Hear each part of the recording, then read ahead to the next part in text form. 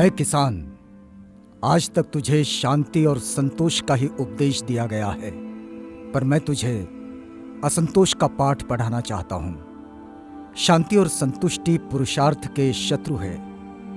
मैं तुझे कर्म से जूझता देखना चाहता हूं। यदि तू जीवित रहते हुए कब्र में बंद नहीं होना चाहता तो शांति का जादू तोड़ दे। तू मेरी दो बातें मान ले, एक तो बोलना सीख और दूसरे दुश्मन को पहचान ले। दीनबंधु चौधरी छोटूराम का ये क्रांतिकारी संदेश भारत के तमाम खेती से जुड़े किसानों के लिए था, जो अपने कर्म के बजाय नसीब पर विश्वास रखकर स्वयं अपनी कब्र खोद रहे थे। दोस्त और दुश्मन की पहचान का ये नतीजा था। दीनबंधु छोटूराम का ये संदेश आज उतना ही प्रासंगिक है जितना 100 साल पहले था। आज का किसान सरकार के बड़े बड़े वादे को शांति से सुन रहा है और रोजमर्रा की जिंदगी जी रहा है।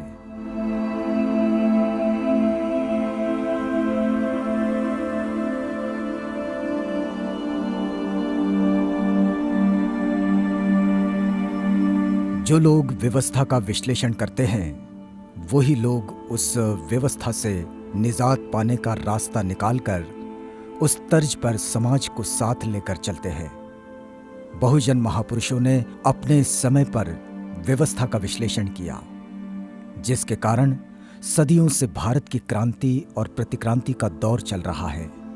चौधरी छोटूराम क्रांति पक्ष के सेनानी थे।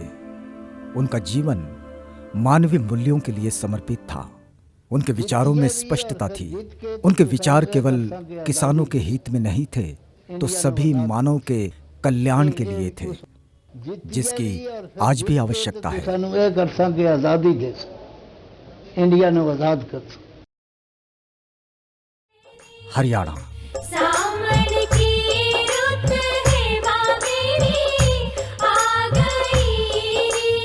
हरियाणा देश के सशक्त राज्यों में से एक सशक्त राज्य है, जिसकी सभ्यता, परंपरा, कला, साहित्य, भाषा, संगीत दुनिया को अपनी ओर खींच कर लाती है। और हाँ, यहाँ की हरियाली और मिट्टी की खुशबू यहाँ के हर व्यक्ति के जीवन में घुल जाती है।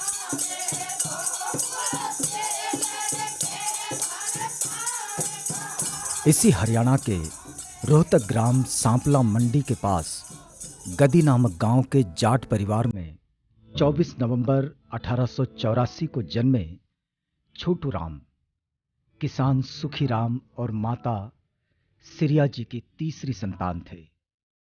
परिवार वाले उन्हें छोटू कहकर पुकारते थे। सांपला गांव के घर के आंगन में वे जैसे बड़े होने लगे, साथ में उनका नटखटपन भी बढ़ने लगा।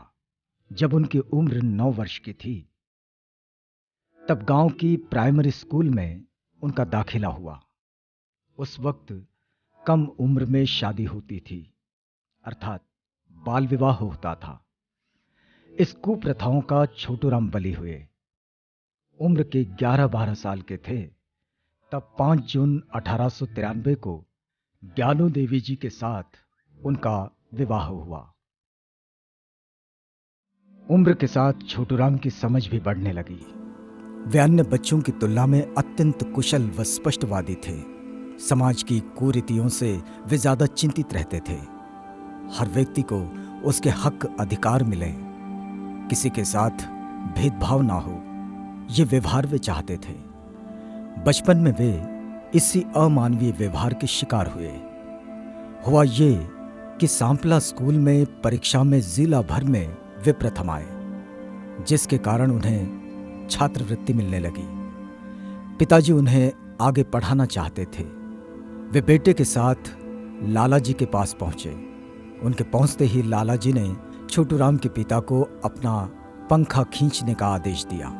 एक बनिए ने उनके बाप को उनके सामने जब ये कहा कि पंखा चलाइए, तो उल्टे चौधरी छोटूराम जी ने ये कहा था कि अपने बेटे से पंखा अकवाइए मेरे बाप से नहीं। इससे प्रतीत होता है कि चौधरी छोटूराम स्वाभिमानी आदमी थे। इस घटना का गहरा प्रभाव बालक छोटूराम पर पड़ा। वे सोचने लगे, अगर मेरे साथ ऐसा होता है तो अन्य जातियों के साथ क्या बीतती होगी।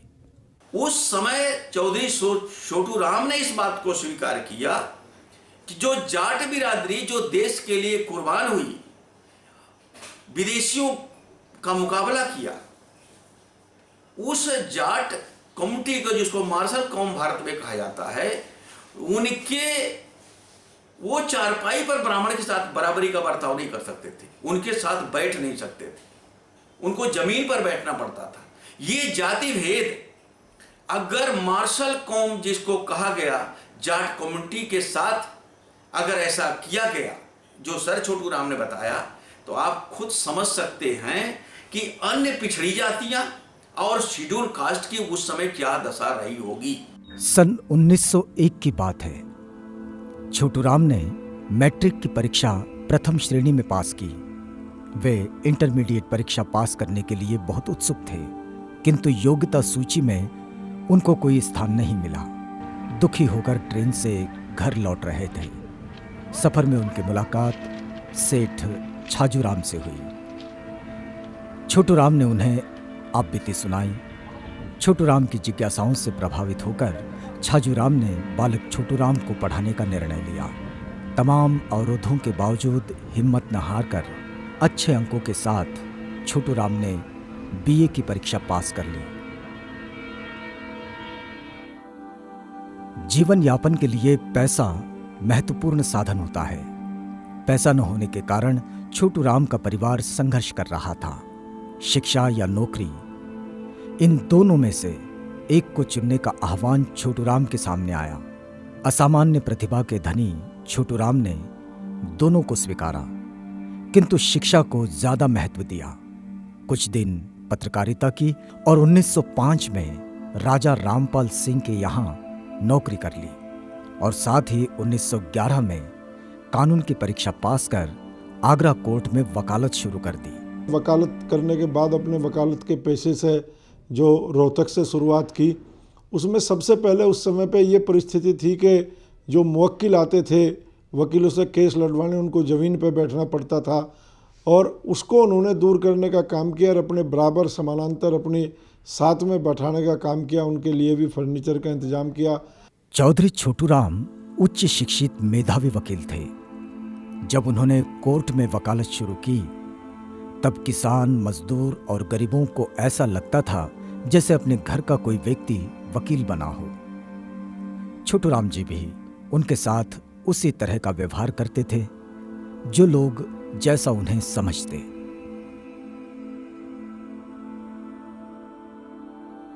एक दिन जाट जाति के कुछ वृद्ध लोग किसी काम के लिए कचहरी आए थे और साथ में हुक्का भी लिए हुए थे।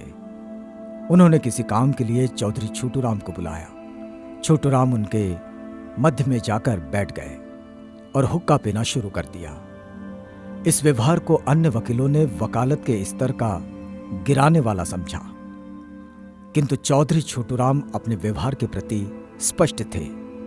चौधरी साहब ने उस परंपरा को तोड़ा, अपने मुवक्किलों के लिए बेंच लगवाए और उनके साथ चौधरी साहब तो उससे भी आगे अपने हुक्का भी पीते थे।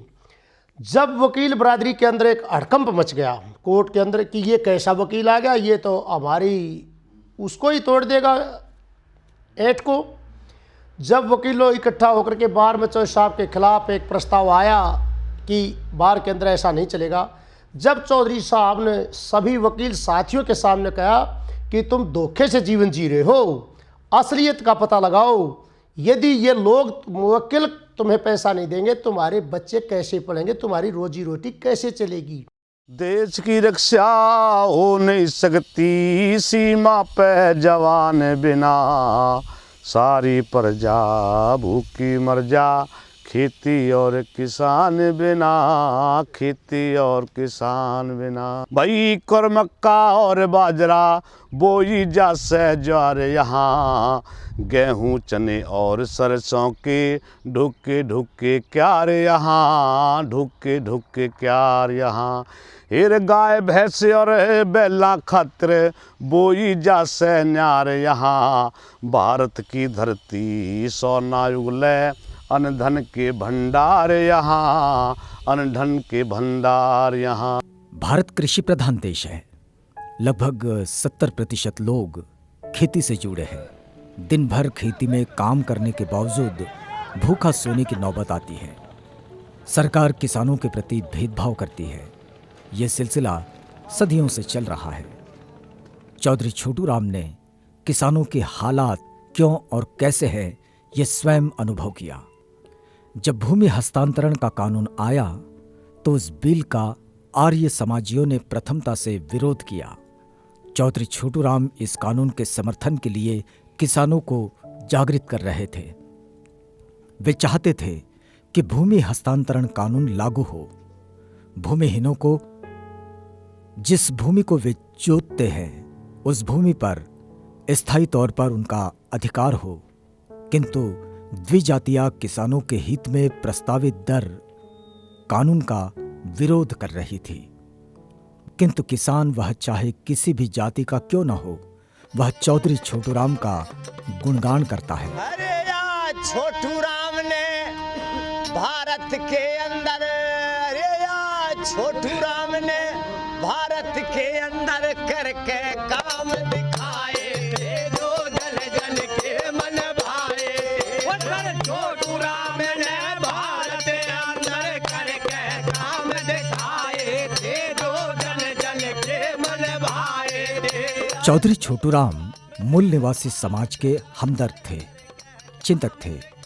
यह बात जब आर्य समाजी ब्राह्मणों को समझी तब उन्होंने दीनबंधु छोटू राम को अंग्रेजों का पिट्टू और सर छोटू खां जैसे खिताबों से नवाजा। ये खिताब अपमानित करने के लिए दिया गया था।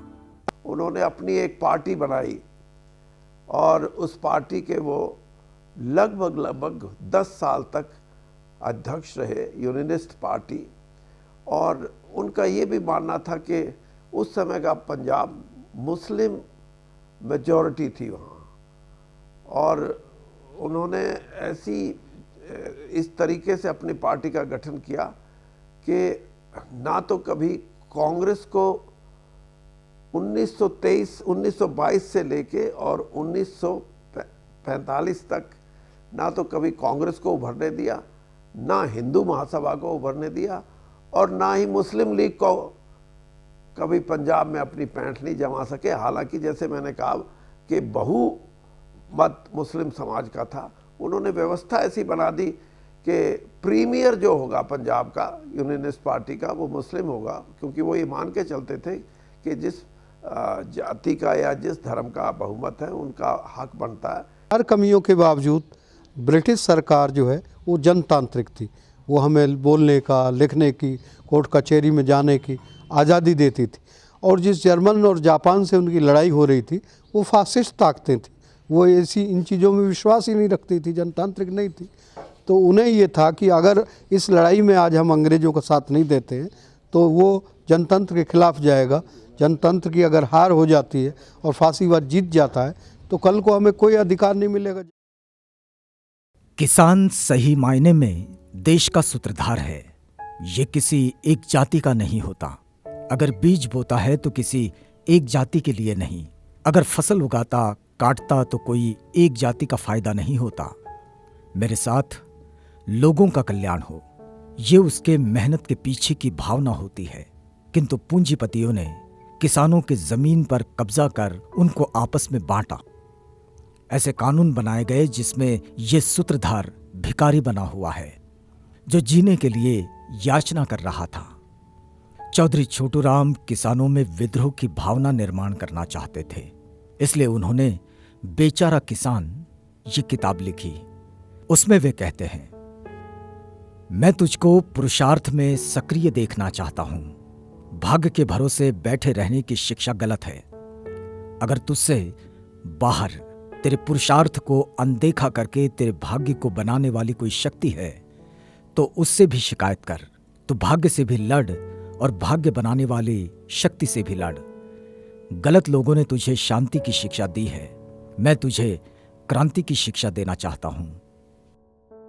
बेचारा जमींदार के रूप में उन्होंने जो ज्योतिबा फुले जी का किसान का कोड़ा जैसी किताब लिख के जिस तरह से ज्योतिबा फुले जी ने किसान की अगुवाई करने का काम महाराष्ट्र में किया था, उससे भी आगे बढ़ के, क्योंकि इनके हाथ में सत्ता थी, ये लोग सत्ता इन्होंने जो सरकार में आए उस टाइम पे जो अंग्रेज़ सरकारों द्वारा असेंबलियों का चयन होना शुरू हुआ था, उसमें भी चौधरी छोटूराम पहुँचे और डिप्टी प्रीमियर अखंड भारत के पंजाब के वो रहे और वित्त मंत्री के रूप में भी उन्होंने काम किया। भारत देश ऐसा देश है जिसमें करोड़पतियों की संख्या बहुत बढ़ती है और दूसरी तरफ गरीबी भी बढ़ती है। तो छोटूराम जी की जो लड़ाई थी वो इसी बात की थी कि जो कमेरा वर्ग है उसको उसका हिस्सा मिले, उसको आर्थिक दृष्टि से उसको किसी का मोहताज ना होना पड़े, और अगर वो अन्नदाता है तो सिर्फ दाता नहीं रहे, उसके वो इतना सामर्थ्य भी हो कि अपने बच्चों को अच्छी पढ़ाई के लिए प्रोत्साहित कर सके। उन्होंने आज से 106 साल पहले रोहतक और हरियाणा के दूसरे इलाकों में शिक्षा के लिए शिक्षण संस्थाएं बनाई। तो उनका दृष्टिकोण बिल्कुल अलग था और वो समाज में आर्थिक विषमता के खिलाफ हमेशा लड़ाई लड़ी।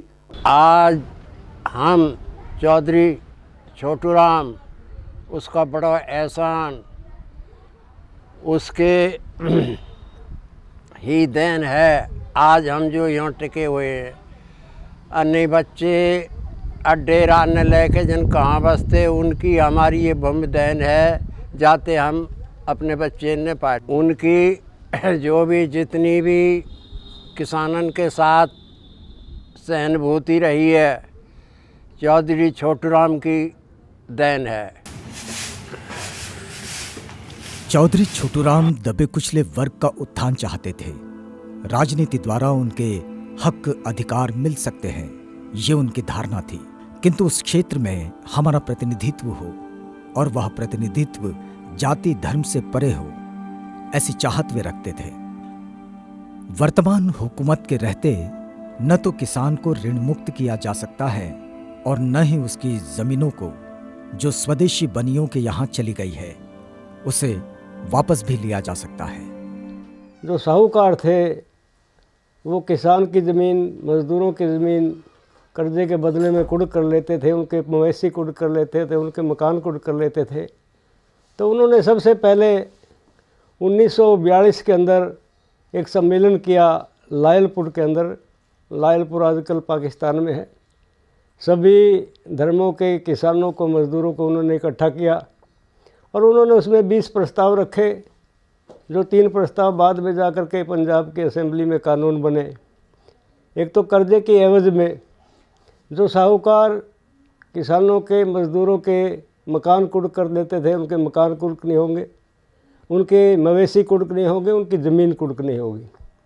और आज हमारे पास जो ये ज़मीनें बची हैं, ये दीनबंधु चौधरी छोटूराम जी की देन है। बड़े अच्छे आदमी थे वो, और जो है किसानों के लिए मर मिटने वाले थे। किसानों के लिए ज़मीन उन्होंने मुफ्त कराई। अगर किसान इस देश का संपन्न होगा तो इस देश का मजदूर संपन्न होगा, इस देश से गरीबी भी खत्म होगी और भुखमरी भी खत्म होगी। ये सबसे पहले इस सोच जहाँ से शुरू हुई थी, चाहे वो ज्योतिबा फुले थे, और जिसको पूरा अंजाम चौधरी छोटूराम ने अपने राज में देने का काम किया। 40 साल पुरानी तक जो गिरवी ज़मीनें थी उनको कानून बना करके वापसी कर दिया।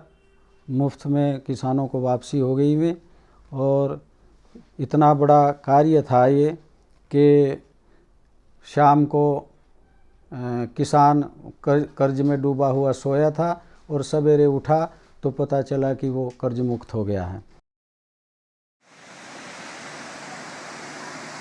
आज हरियाणा और पंजाब राज्य भर में निस्संदेह सशक्त राज्य हैं।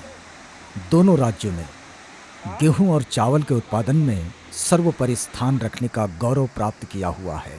तो ये भाखड़ा नांगल बांध की वजह से, इस भाखड़ा नांगल बांध परियोजना का निर्माण की सारी रुकावटों को चौधरी छोटूराम ने दूर किया।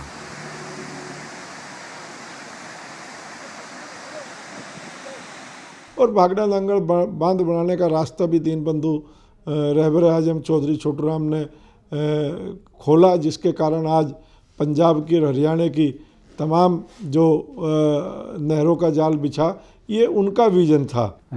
जो पंजाब की सूखी खेती थी, जो वर्षा पर निर्भर थी, वहाँ फसल लहलहाने लगी और किसानों को जो उपज थी वो ज़्यादा मिली और उससे उन्हें ज़्यादा आमदनी हुई। इस प्रकार से पंजाब की खुशहाली लाने में चौधरी छोटू राम का बहुत बड़ा योगदान है। चौधरी छोटू राम विज्ञानवादी थे, इसी कारण से वे स्पष्टवादी बने। धर्म के संबंध में उनकी स्पष्ट राय थी। अंधविश्वास, पाखंड, छुआछूत और जातिवाद के वे कट्टर विरोधी थे।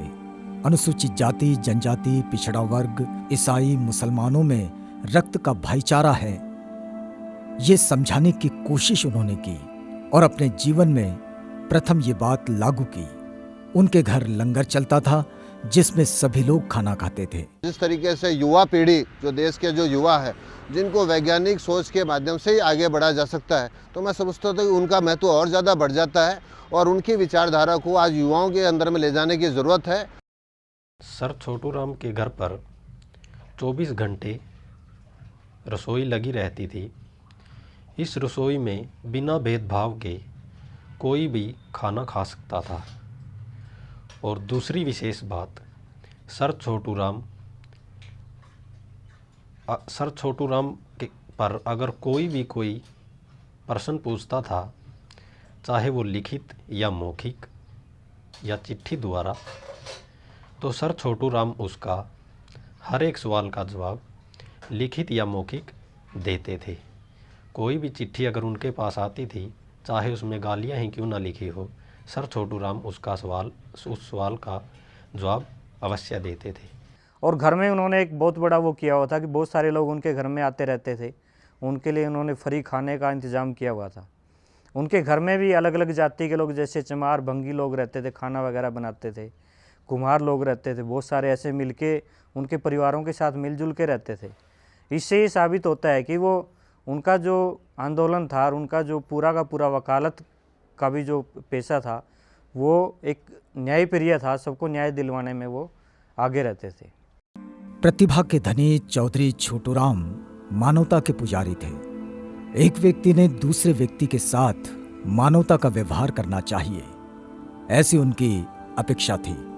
लोग भी उनके पदचिन्हों पर चलने का प्रयास करते थे। उनके व्यक्तित्व से प्रभावित देश की जनता ने छोटू राम जी को रहबर आजम अर्थात रहम दिल इंसान, दिन बंधु जैसी उपाधियों से विभूषित किया। अंग्रेजों ने उन्हें सर की उपाधि प्रदान की। उनके जो साथी थे सिकंदर हयात खान, उनके साथ लगे रहे और भी बहुत मुस्लिम, जो 55% आबादी थी पंजाब की, उनके साथ ही, और वो उनका समर्थन करते थे और मुस्लिम भी उनका उतना ही समर्थन करते थे।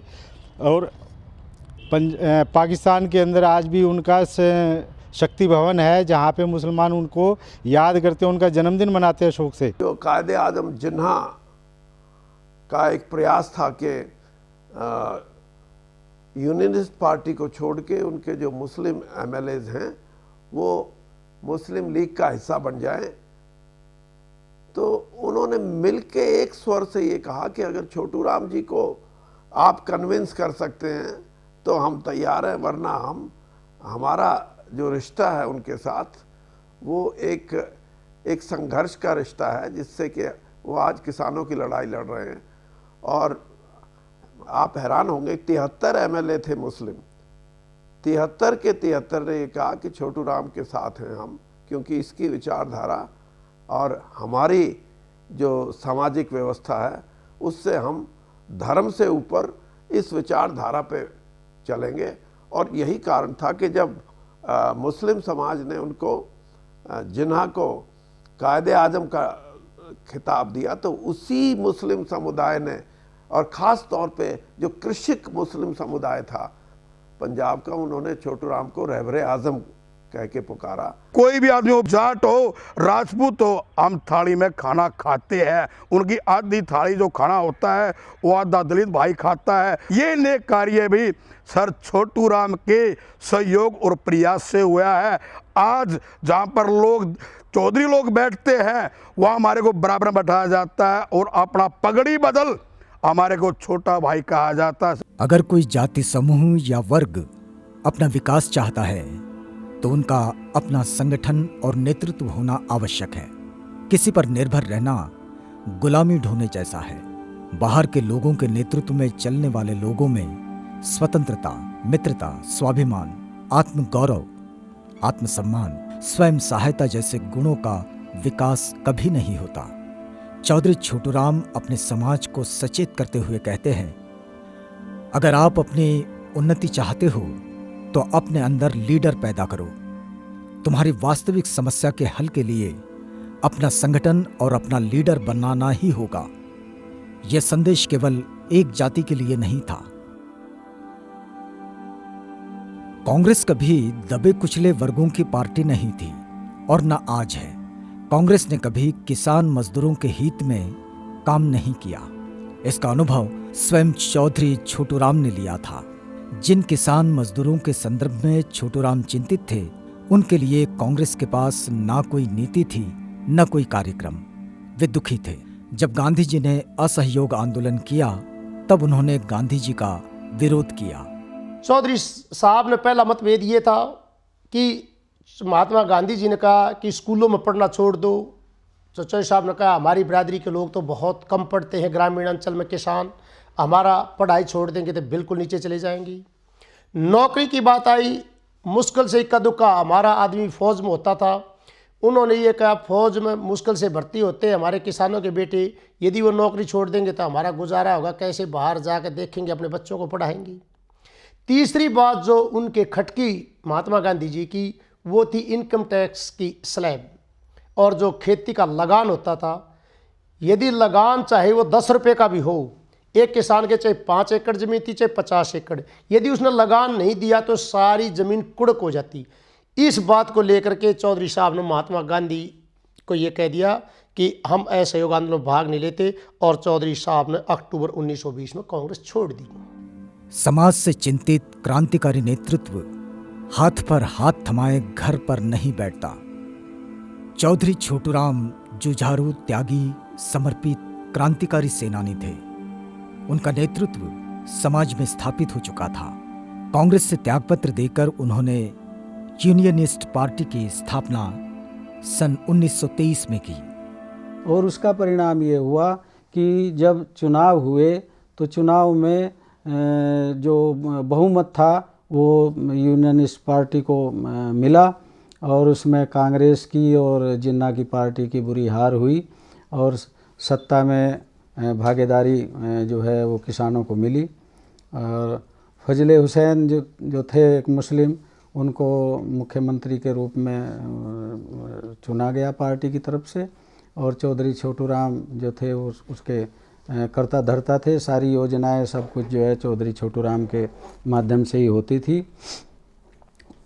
वहाँ उस 1935 से और 1944 तक ये 10 साल जो है पंजाब में किसानों की पार्टी का राज रहा, यूनियनिस्ट का, और वो पंजाब का सुनहरा काल कहलाता है।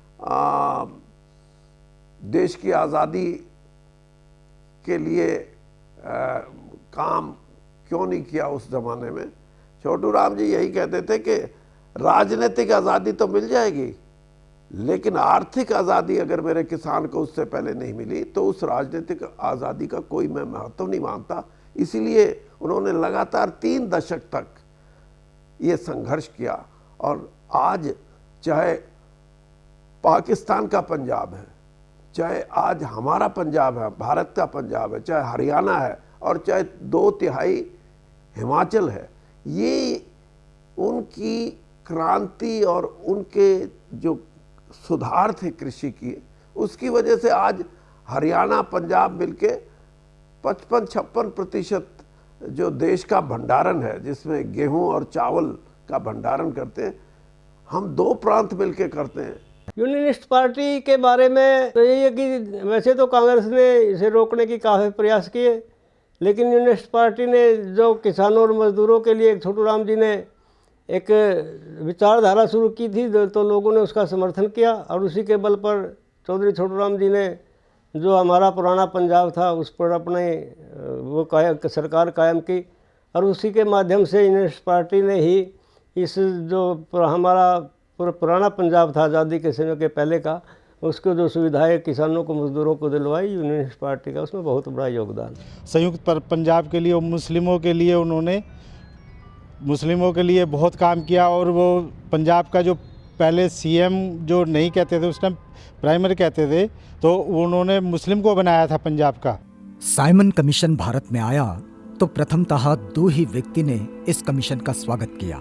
एक थे बाबा साहब डॉक्टर भीमराव अंबेडकर और दूसरे महान व्यक्ति थे चौधरी छोटू राम। साइमन कमीशन अंग्रेज भारत छोड़कर जाने के बाद यहाँ की सत्ता देश के सभी तबकों के हाथ सौंपने वाले थे, न कि केवल ऊंची जाति के हाथ। ये बात जब शासक जातियों को, खासकर ब्राह्मणों को पता चला तो उन्होंने इस कमीशन के विरोध में उग्र आंदोलन चलाया।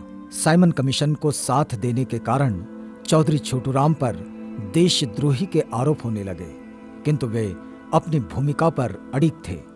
साइमन कमीशन का वेलकम किया, क्योंकि साइमन कमीशन इस देश के जो जातियों में बटे हुए लोग थे, जिनके साथ निरादर और दरिद्रता दोनों जुड़ी हुई थी, उनके सोशल स्टेटस को अध्ययन करके उनको हक अधिकार देने के लिए साइमन कमीशन आया था, जिसको गांधी एंड उनकी कंपनी बिल्कुल बर्दाश्त नहीं था, इसलिए उन्होंने ऐसा किया। और इस साइमन कमीशन जो लाहौर में साइमन कमीशन आया, तो ये चिल्ला चिल्ला कर कहते हैं कि उसमें लाला लाजपत राय लाठी में मारे गए, ये सरासर झूठ बात है। वो लाठी चार्ज में नहीं मारे गए, यद्यप उनकी मृत्यु बाद में हुई, उनका हार्ट अटैक हुआ था और रेलवे स्टेशन पर कई महीने के बाद उनकी डेथ हुई है। हमारे सवर्ण जो भद्र वर्ग के लोग थे वो राजनीतिक आज़ादी की लड़ाई लड़ रहे थे, तो उन्होंने तो विरोध किया ये बहाना बना करके कि भाई इसमें कोई भारतीय नहीं है। लेकिन चौधरी साहब का ये कहना था कि चलो ये हमारी बात तो सुनने आए हैं। उन्होंने कहा हम देहात के लोग 90% हैं और शहर के लोग 10% हैं, लेकिन हमारी 90% जो विधानसभा क्षेत्र हैं वायसराय की काउंसिल के, उनमें चुन के आते हैं, क्यों पढ़े लिखे पैसे वाले, हमको तो पढ़ने लिखने का मौका ही नहीं दिया गया, अंग्रेजी राज्य में आकर के मिला है। तो उन्होंने ये कहा कि हमारे लिए वो स्थान आरक्षित किए जाए। इसलिए 1933 के अंदर जो चैम्सफोर्ड मॉन्टेग्यू चैम्सफोर्ड का जो सुधार लागू किए गए, उसके आधार पर एक्ट ऑफ इंडिया बना 1935 का, और विधानसभाओं का गठन किया गया और उसमें देहाती क्षेत्रों को आरक्षित कर दिया गया। राष्ट्रपिता ज्योतिबा फुले ने मूल निवासी बहुजन समाज के सामने सच्चाई रखी कि ब्राह्मण बनिया यानी कि भटजी सेठ जी ईरान से आए हैं, ये लोग विदेशी हैं और शूद्र अतिशूद्र यहाँ के मूल निवासी हैं, जो पिछड़ा वर्ग या अछूत। राष्ट्रपिता फूले जी ने स्पष्ट रूप से शत्रु मित्र की पहचान कराई थी। ये ब्राह्मणों के लिए खतरा था। उन्होंने चाल खेलना शुरू किया। गुजरात के टंकरा गांव से स्वामी दयानंद सरस्वती मुंबई आए। सत्यशोधक समाज की प्रतिक्रिया में 10 अप्रैल 1875 को मुंबई के गिरगांव में आर्य समाज की स्थापना की। आज पूरे देश में प्रचार किया जाता है कि चौधरी सर छोटू राम आर्य समाजी थे। ये सरासर झूठ है मित्रों, वो आर्य समाजी नहीं थे। अगर आर्य समाजी, आप खुद सत्यार्थ प्रकाश को पढ़ो, सत्यार्थ प्रकाश में जो आर्य समाजी है वो कबीर का विरोधी है, कबीर के जो दर्शन है उसका विरोधी है, नानक के दर्शन का विरोधी है। जब चौधरी सर छोटू राम स्वयं प्रधानमंत्री न बन करके एक मुस्लिम को उन्होंने प्रधानमंत्री बना दिया, तब आर्य समाजियों को बहुत बुरा लगा। स्वामी दयानंद की जो विचारधारा थी वो अलग थी, दीनबंधु चौधरी छोटू राम जी की विचारधारा अलग थी। स्वामी दयानंद जी ने जहाँ शिक्षा का प्रचार किया और पाखंड का विरोध किया, लेकिन दीनबंधु जो छोटू राम जी थे उनको भी लोग इतना याद करते हैं क्योंकि दीनबंधु चौधरी छोटू राम जी ने गरीबों को कर्ज मुक्त करवाया। शिक्षा न हो तो व्यक्ति अज्ञानवश शत्रु मित्र की पहचान नहीं कर पाता। चौधरी छोटू राम जहां भी जाते लोगों को शिक्षा के संदर्भ में समझाते। आज उनके नाम से हजारों शिक्षा संस्थाओं का निर्माण हो चुका है। सभी जाति धर्म के विद्यार्थी यहाँ शिक्षा ग्रहण कर रहे हैं। इसी जगह पर किसी समय चौधरी छोटू राम ने बहुत बड़ी सभा की थी। बहुत जनता उसमें इकट्ठी हुई सभा में, और चौधरी साहब ने जैसा हमारे बड़े बताते थे, हमारे चाचा ताऊ दादा वगैरह जो इस सभा में आए थे, वे बताया करते थे कि चौधरी छोटू राम की प्रेरणा से यहाँ की जनता ने सबसे पहले उन्हीं के नाम पर यहाँ पर संस्था खोली। पहले जूनियर हाई स्कूल खोला, वो हाई स्कूल हुआ, इंटर कॉलेज हुआ, उसके बाद डिग्री कॉलेज खोला, आज पोस्ट ग्रेजुएट कॉलेज है। चौधरी छोटू राम जी की प्रेरणा से यहाँ के गरीब किसानों ने उस समय की खराब हालत होते हुए, जबकि किसानों की आर्थिक स्थिति बहुत दयनीय थी, आपस में पैसा इकट्ठा किया, बिल्डिंगें बनवाई, ज़मीनें एक्वायर कराई और ये संस्थाएं खड़ी की हैं। 1913 के अंदर ये स्कूल ग्रीन रोड पे शुरू किया गया था, जो कि चौधरी छोटू राम पार्क के पास ही है। उसके बाद 1916 के अंदर यहाँ प्राइमरी पाठशाला खोली गई और फिर 1920 या 22 के आसपास यहाँ हाई स्कूल बनाया गया और फिर 1938 में यही बिल्डिंग जिसमें अब ये प्रोग्राम चल रहा है, ये दीनबंधु सर छोटू राम के सहयोग से उस टाइम सुंदर सिंह मजीठिया ने इसका इनॉग्रेशन किया और सिकंदर बहादुर खान ने अगले साल इसका मुहूर्त किया। यह नीली कोठी, यहाँ का शांतिमय वातावरण किसी भी व्यक्ति को अपनी ओर आकर्षित करता है। ये छज्जूलाल की कोठी है। चौधरी छोटू राम से वे काफी प्रभावित थे। वह चाहे उनका राजनीतिक चरित्र हो, सामाजिक या शैक्षणिक, वे छोटू राम को अपनी जान से ज्यादा चाहते थे। ये कोठी सेठ छज्जूलाल ने चौधरी छोटू राम को दी थी। ये कोठी उस समय सामाजिक और राजनीतिक केंद्र बन चुकी। साधारण किसान, मजदूर, कार्यकर्ता यहाँ आकर अपनी समस्याओं का समाधान पाता था। उसे अपने घर जैसा यहाँ महसूस होता था। आज ये कोठी चौधरी छोटू राम के सभी प्रकार के आंदोलन की गवाह बनी हुई है, एक इतिहास बन चुकी है। जिन्होंने इस देश को आगे बढ़ाने के लिए चहु दिशा में काम किया, एज ए पत्रकार के रूप में, एज ए वकील के रूप में, एज ए राजनेता के रूप में, समाज सुधारक के रूप में, और यहाँ तक के इंडस्ट्रियलाइजेशन और पानी के मैनेजमेंट के रूप में जो उन्होंने काम किए, उनसे बड़ी कोई संस्था देश और दुनिया में आज तक पैदा नहीं। अगर किसान इस देश का संपन्न होगा तो इस देश का मजदूर संपन्न होगा, इस देश से गरीबी भी खत्म होगी और भुखमरी भी खत्म होगी। शरीर नश्वर है, यह एक वैश्विक सत्य। जिसका जन्म है उसकी मृत्यु भी है। 9 जनवरी 1945 को जब उनकी अंतिम सांस पूरी की, लाहौर के शक्ति भवन में उन्होंने अंतिम सांस ली थी, और जब उनकी देह, पार्थिव देह यहाँ लाई गई जाट स्कूल के अंदर, आपने देखा भी होगा जो समाधि है, मालकन हैली जो गवर्नर पंजाब थे वो आए, सुंदर मजीठिया जी और उनके कैबिनेट के मिनिस्टर्स और लाखों लोगों की तादाद में लोग यहाँ आए। जो जाट स्कूल के हॉस्टल के विद्यार्थी थे, हज़ारों की तादाद में वो स्टूडेंट इकट्ठा है।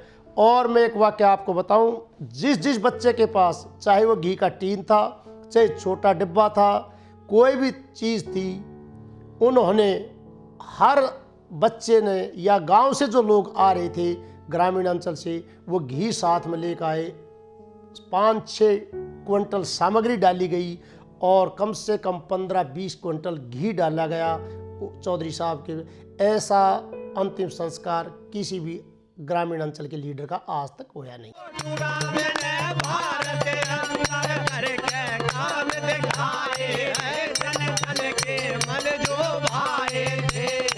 सत्यवादी और गुणकारी थे, सत्यवादी और गुणकारी थे, सत्यवादी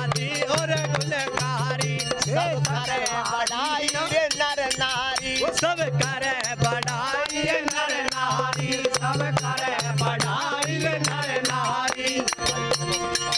अरे दुखियों के थे हितकारी और वो तो नैनो बीच